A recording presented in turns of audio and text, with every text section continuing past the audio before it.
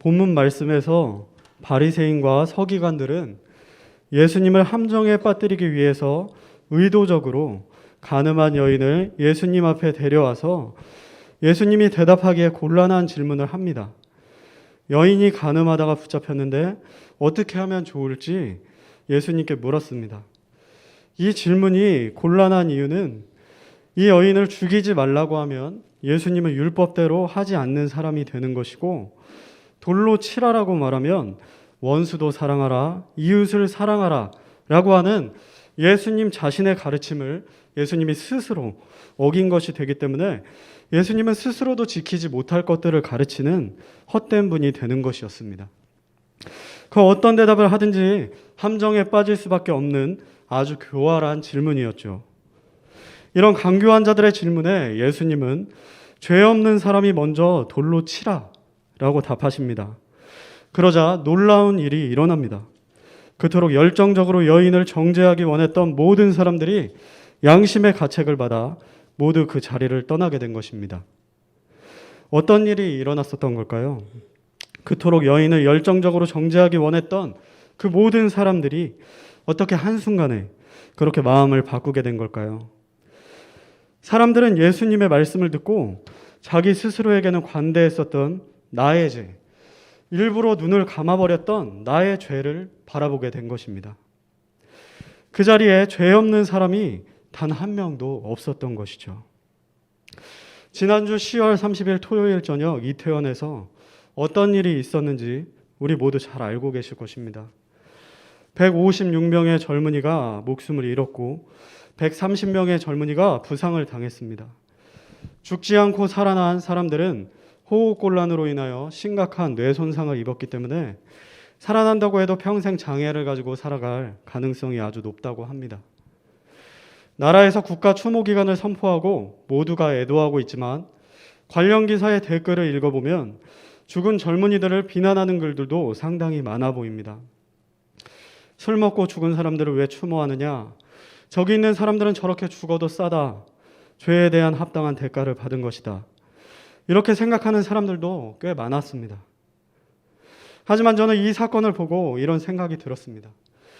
그들 모두가 그들이 지은 죄에 대한 대가로 하나님께 벌을 받아서 죽은 거라면 난 이미 100번, 1000번 죽었어야 마땅했다. 난 그날 저 자리에 있었던 저 사람들보다 잘난 것이 하나도 없다. 복음을 모르고 내가 조금만 젊었더라면 나도 분명히 저 자리에 있었을 것이다. 내가 아직까지 죽지 않고 살아있는 것 오직 하나님의 은혜다 라는 생각이 들었습니다. 우리는 생각해 보아야만 합니다. 우리는 과연 그들에게 돌을 던질 수 있는 사람들일까요? 우리는 우리가 무엇으로부터 구원받게 된 사람들인지 기억해야 합니다. 각자가 죄의 모양과 정도는 다르지만 우리는 모두 지옥에 가야 마땅했던 우리의 죄들로부터 구원받은 사람입니다.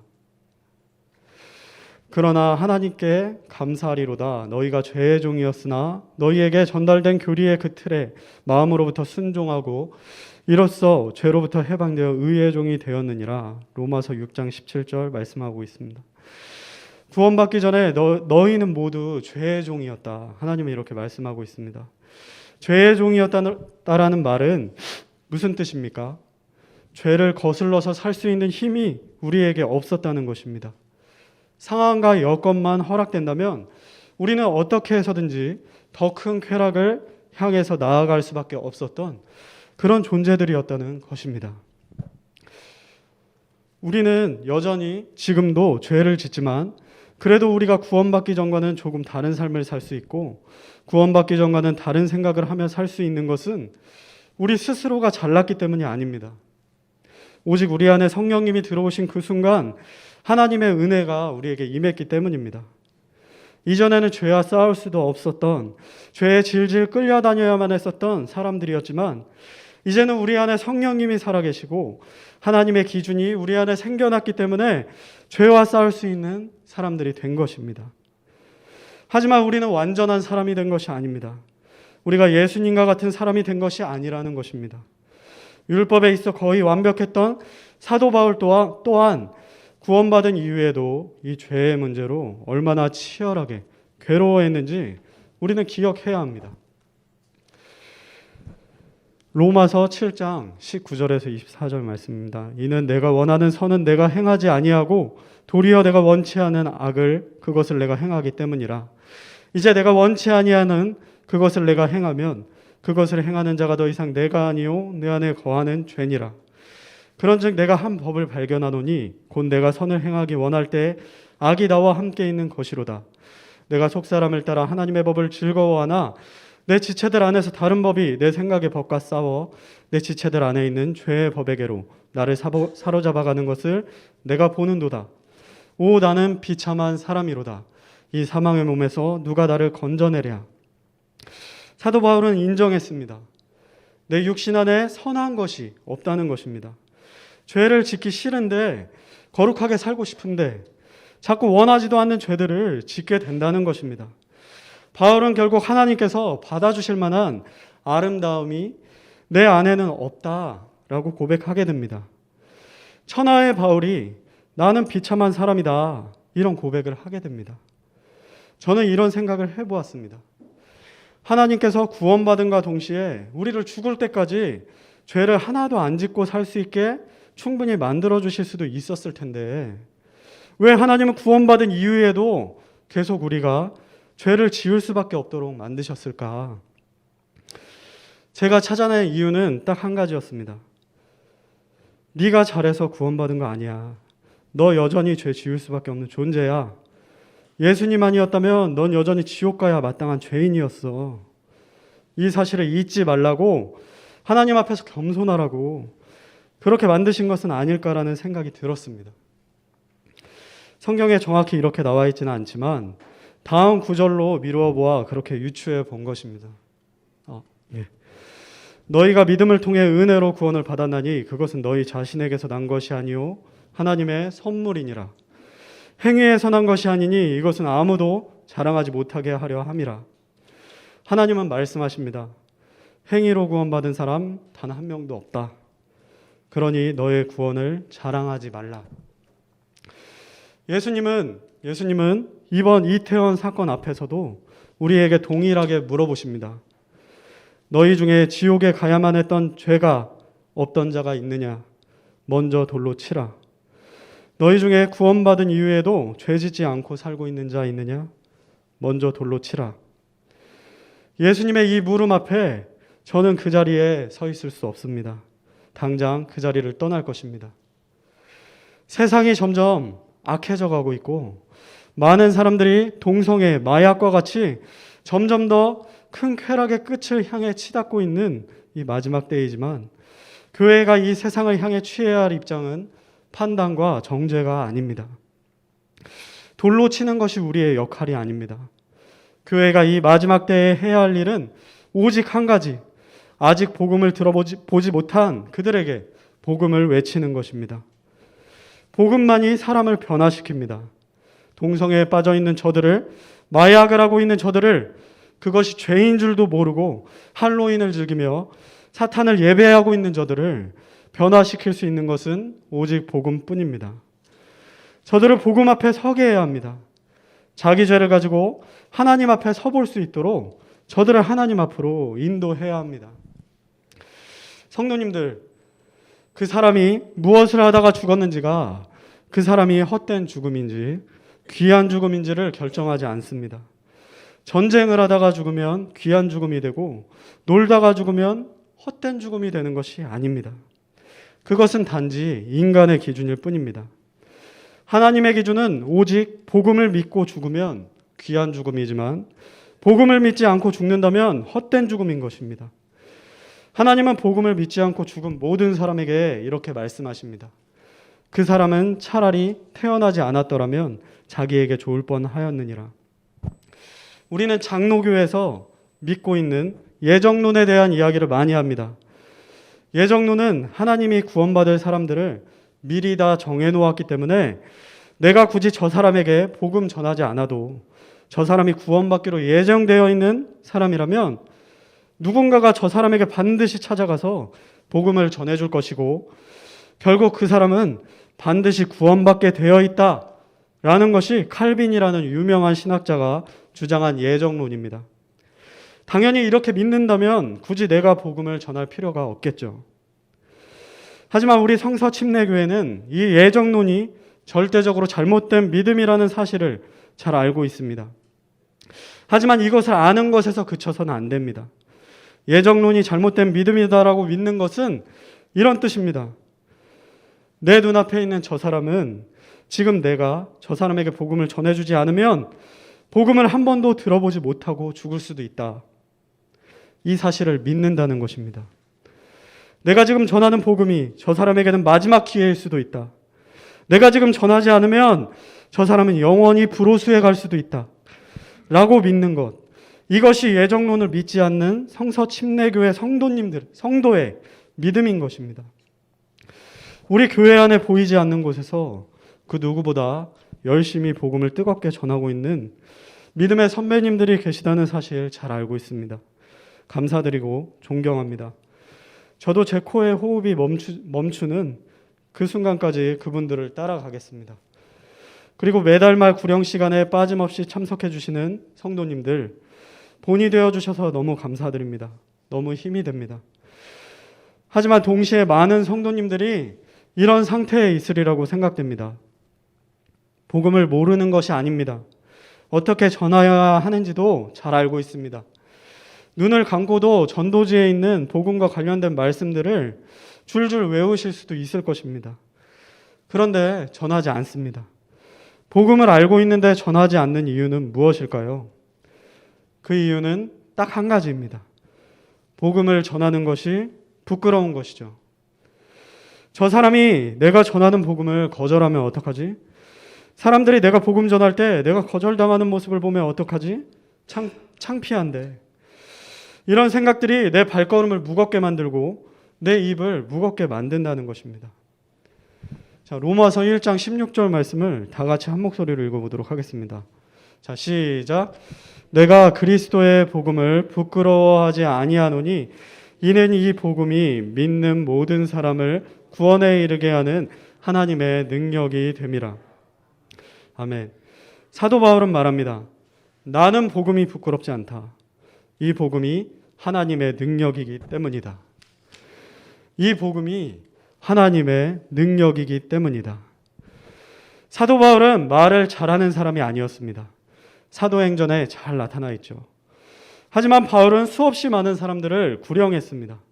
사도 바울이 말을 잘해서도 아니요, 복음의 메시지 자체에 하나님이 부여한 권능이 있었기 때문입니다.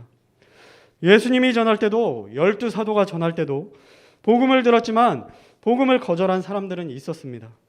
그들이 예수님을 죽이고 제자들도 죽였습니다. 하지만 그 어떤 온갖 핍박 속에서도 죽음조차도 복음을 막지 못했습니다. 복음은 끝까지 전해지고 또 전해졌습니다. 결국 이 복음이 온 세상을 뒤집어 엎었습니다. 2000년 동안 구원받은 사람들이 끊이지 않고 계속해서 생겨났다는 것이죠. 이 복음이 하나님의 능력이기 때문입니다. 성경을 보다 보니 그 사도 바울의 옛 스승이었던 가말리엘이 참 훌륭한 사람이었다는 사실을 알 수 있었습니다. 성경은 가말리엘이 율법학자로 모든 사람의 존경을 받는 자였다라고 기록하고 있는데, 이 구절을 보고 가말리엘이라는 사람이 왜 존경받을 만한 사람이었는지 알게 되었습니다. 가말리엘이 훗날 예수님을 믿게 되었는지 알 수 없습니다. 성경에 나오지 않았기 때문입니다. 바리새인 중에서도 회심한 사람이 있다고 성경은 기록하고 있으니 천국에 갔을 때 꼭 가말리엘이 있었으면 좋겠습니다. 가말리엘이 이렇게 말했습니다. 그러므로 이제 내가 너희에게 말하노니 이 사람들을 상관 말고 내버려두라.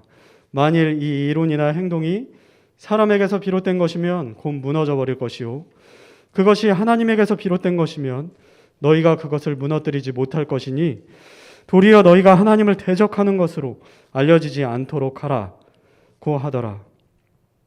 가말리엘이 했던 말은, 만약에 예수라는 사람들이 가르치는 저것들이 사람에게서 난 것이면 저절로 사라져 버릴 것이고 하나님에게서 난 것이면 너희가 절대로 그것을 무너뜨리지 못할 것이니 가만히 두고 지켜보라 라는 말을 한 것입니다. 가말리엘의 말 그대로 복음은 끝까지 살아남았고 온 세상을 뒤집어 엎었습니다. 예수님의 12제자와 사도바울로 시작된 이 복음이 전 세계로 퍼져나가서 지금도 전 세계에서 생명을 살려내고 있습니다. 이 복음이 하나님에게서 나온 것이기 때문입니다. 여러분, 하나님에게서 나온 이 복음에 능력이 있습니다. 이 복음이 하나님의 능력입니다.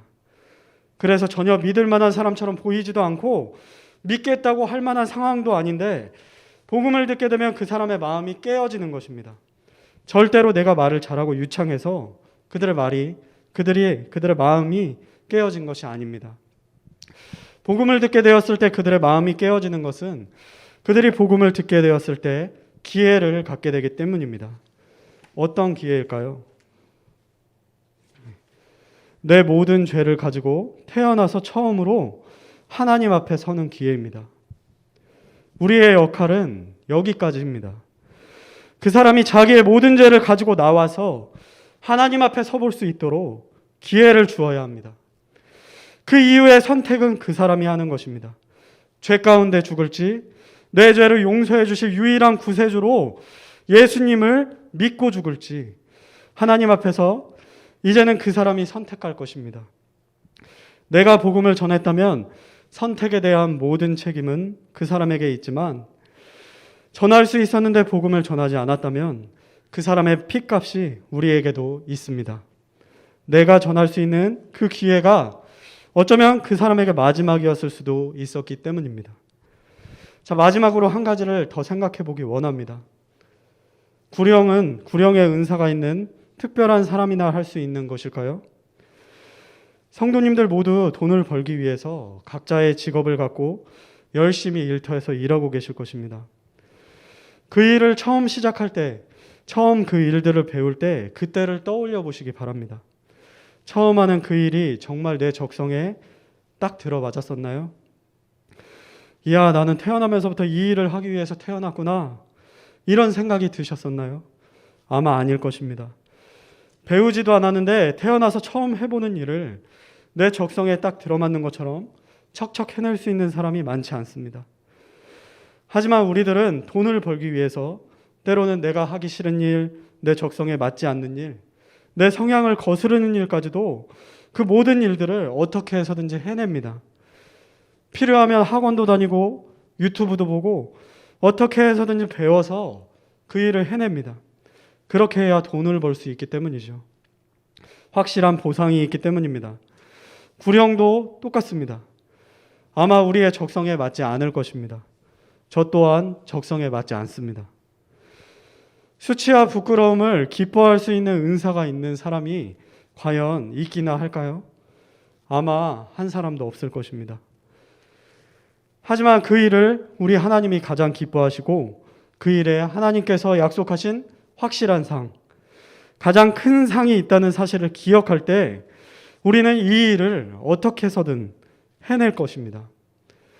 하나님이 약속한 그 보상이 우리의 심령에 새겨지고 문자 그대로 나의 것으로 와 닿을 때 우리는 구령에 필요한 암송도 해보고 어떻게 하면 사람들이 조금 더 내가 전하는 이 복음에 귀를 기울일까 연구도 해보고 내 내성적인 성격을 거슬러서 입도 떼어보고 거절받을 때 오는 수치와 부끄러움을 이겨내 볼 수도 있을 것입니다. 지난 말씀에 하나님을 위한 일에는 몇 배의 상이 있다고 했죠? 100배의 상이 있다고 했습니다. 참 놀랍습니다. 그렇다면 복음을 전하는 일에는 어떤 상이 있을까요? 자, 한 목소리로 읽어보겠습니다. 시작. 지혜로운 자들은 궁창의 광채같이 빛나고 많은 사람을 의로 돌아서게 하는 자들은 별들과 같이 영원 무궁토록 빛나리라. 아멘. 많은 사람을 의로 돌아서게 하는 자들은 별들과 같이 영원 무궁토록 빛난다고 합니다. 하늘나라에서 스타 중에 스타라는 말이죠. 상 중에 상을 주신다는 말입니다. 저는 하나님께서 문자 그대로 별들과 같이 영원 무궁토록 영혼 구령자들을 빛나게 해주실 것을 믿습니다. 이 상에 대한 약속을 나의 것으로 받는 축복이 우리 성도님들에게 이 시간 임하기를 기도합니다. 성도님들, 저는 정말 천국에서 하늘의 별들과 같이 영원히 빛나고 싶지만 천국에 가보니 우리 성도님들이 저와 함께 하늘의 별들과 같이 영원히 빛나고 계시다면 저에게 매우 큰 기쁨이 있을 것입니다. 천국에서 우리 행당동 성서 침례교회 성도님들이 한자리에 모였는데 그 빛이 너무나도 밝아서 쳐다보기도 힘들 것 같다면 그것보다 더 기쁜 일이 없을 것 같습니다. 결론입니다. 구원받은 우리가 죄악의 끝을 향해 달려가는 이 마지막 때에 해야 될 것은 판단이나 정죄가 아닙니다. 우리가 해야 될 것은 딱 한 가지입니다. 바로 영혼 구령입니다. 이 아침에 다시 한번 우리가 무엇으로부터 구원받았는지 기억하기 원하며 예수 그리스도의 보혈로, 예수 그리스도의 죽음과 부활로 죄의 종이었던 우리에게 의의 옷을 입혀주시고 하나님을 예배하며 살 수 있게 해주신 우리 하나님 은혜에 감사드립니다. 이 마지막 때에 하나님께서 우리 교회에 언제든지 어느 때든지 구령할 수 있는 70명의 소울 위너, 구령자를 실제적으로 세워주시기를 기도하며 행당동 성서 침례교회 역사 가운데 그 유래를 찾아보기 힘들 정도로 영혼 구령의 불길이 뜨겁게 타올라 우리 교회가 이 마지막 때에 놀랍게 사용되어지기를 이 시간 간구드립니다. 다 함께 기도하겠습니다.